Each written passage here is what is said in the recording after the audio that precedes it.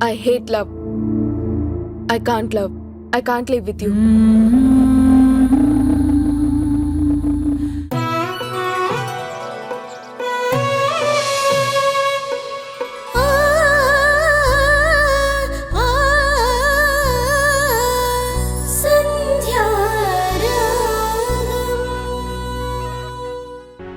ప్రస్తుతం switch off చేయబడింది.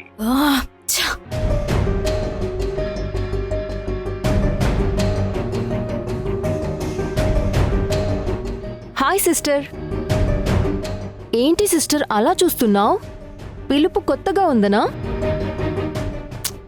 నువ్వేదో నా ప్లేస్లోకి వచ్చావని పిలవడం లేదు. నీ మొగుడు నాకు వరుసకి బావ కదా, అందుకే వరుస కలిపాను. కరెక్టే కదా? కాదు, నీ మాటలు కరెక్ట్ కాదు, నువ్వు చేసే పనులు అంతకన్నా కరెక్ట్ కాదు. అవునా? అంత రాంగ్ పనులు రాని పనులు నేనేం చేశాను? ఇంకా ఎందుకు నటిస్తున్నావు? మా పిన్ని గారు కనిపించకపోవడానికి కారణం నువ్వే అని నాకు తెలుసు. మర్యాదగా ఆవిడెక్కడున్నారో చెప్పు. ఓ, మీ పిన్ని గారా? ఇక్కడే ఎక్కడో ఉండాలే. అరే, అదిగో. లేరు సిస్టర్, వెళ్ళిపోయారేమో. అయినా వెళ్లే ముందు నీకు కూడా చెప్పలేరా? తీసుకెళ్ళిన దానివి, ఆ విషయం నీకు తెలియాలి. నేనెందుకు తీసుకెళ్తాను? అయినా నాకెలా తెలుస్తుంది? అదేంటో, నీ పిన్నిగారు పార్టీకి వచ్చినప్పటి నుంచి నీ కళ్ళు నీ ఫ్రెండ్ కళ్ళు నా మీదే ఉన్నాయి. ఆవిడకేదో సీక్రెట్ తెలిసినట్టు, మీ ఫ్రెండ్స్ ఇద్దరు దాన్ని దాస్తున్నట్టు. అది నాకు తెలిస్తే నీ గుట్టు బయటపడుతుందేమో అన్నట్టు. ఎందుకంత టెన్షన్, ఎందుకంత భయం? మా మధ్య ఏ సీక్రెట్స్ లేవు. నువ్వు ఛేదించాల్సిన అవసరం అంతకన్నా లేదు. పార్టీకి వచ్చిన ఆవిడ్ని క్షేమంగా ఇంటికి పంపించడం నా బాధ్యత. అందుకే అడుగుతున్నాను.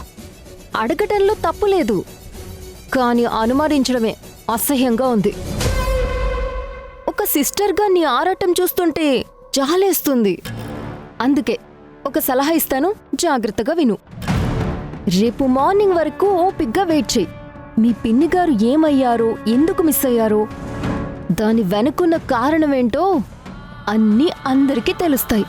Good night.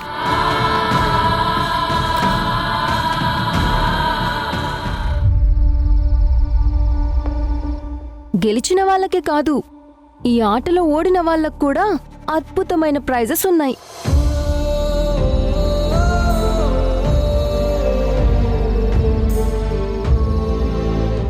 సంధ్య గారు, పోలీస్ చేతికి దొంగ దొరికితే ఎలా వదిలిపెట్టడో అలానే మీరు కూడా ఎవ్వరిని వదిలిపెట్టకుండా పట్టుకోండి. మీ ఆట మీది, నా ఆట నాది. Let's begin the fun.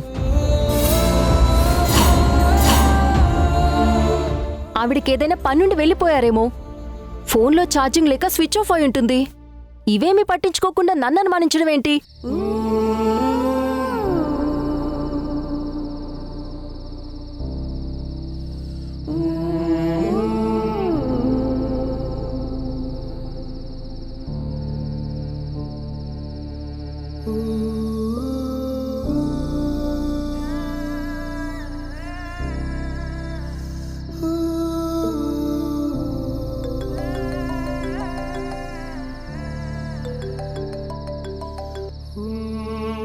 సంధ్య, నేనే నీకు కాల్ చేద్దాం అనుకుంటున్నానే.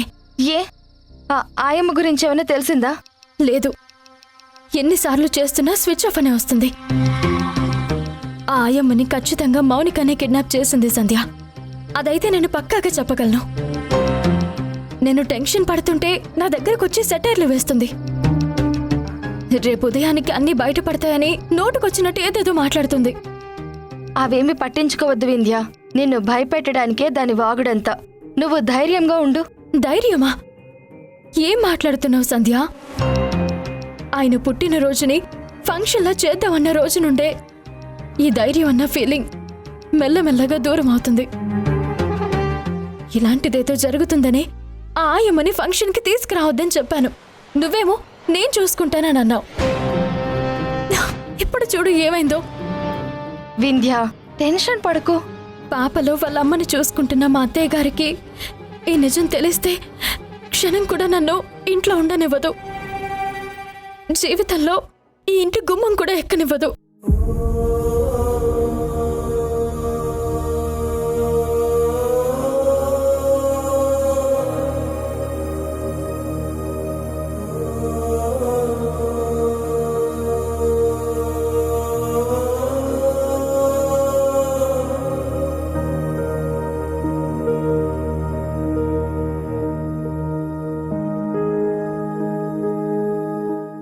చిన్నప్పటి నుండి ఇష్టాల్ని కష్టాల్ని పంచుకుంటూ ఒకరి కోసం ఒకరు ఆలోచించుకుంటూ నిస్వార్థంగా బ్రతుకుతున్నాం.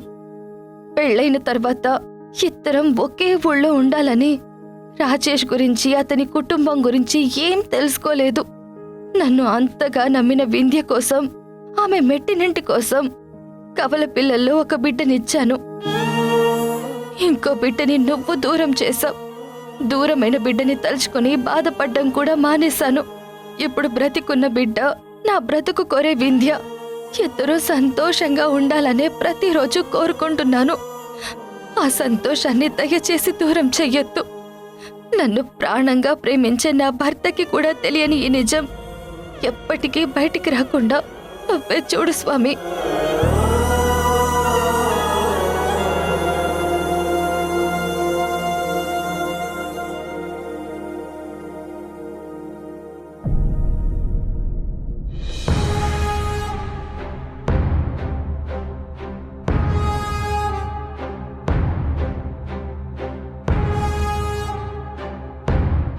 అదిగో మహాతల్లి వస్తుంది.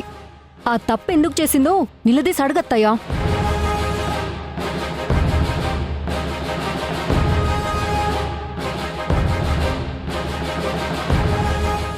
రేపు మార్నింగ్ వరకు ఓపిగ్గా వెయిట్ చేయి.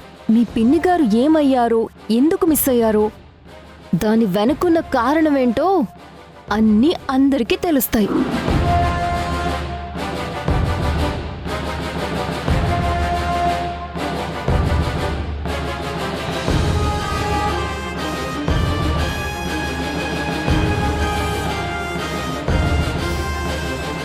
ఏమైందత్తయ్యా?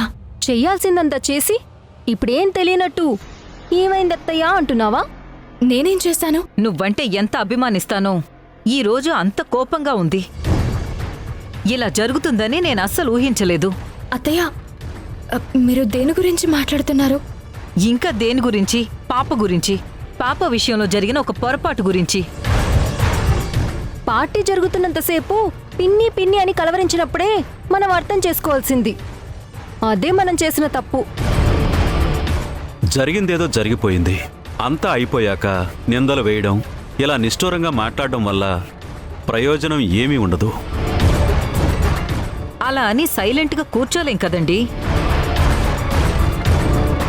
తలుచుకుంటేనే గుండె రగిలిపోతుంది. పాపే ప్రాణంగా బతుకుతున్నాను. మా అమ్మే మళ్ళీ పుట్టిందని చెప్పి బలంగా నమ్ముతున్నాను. అలాంటిది వాణి, ఇది చాలా చిన్న విషయం. నువ్వు అనవసరంగా పెద్ద పెద్ద మాటలు చెప్పొద్దు.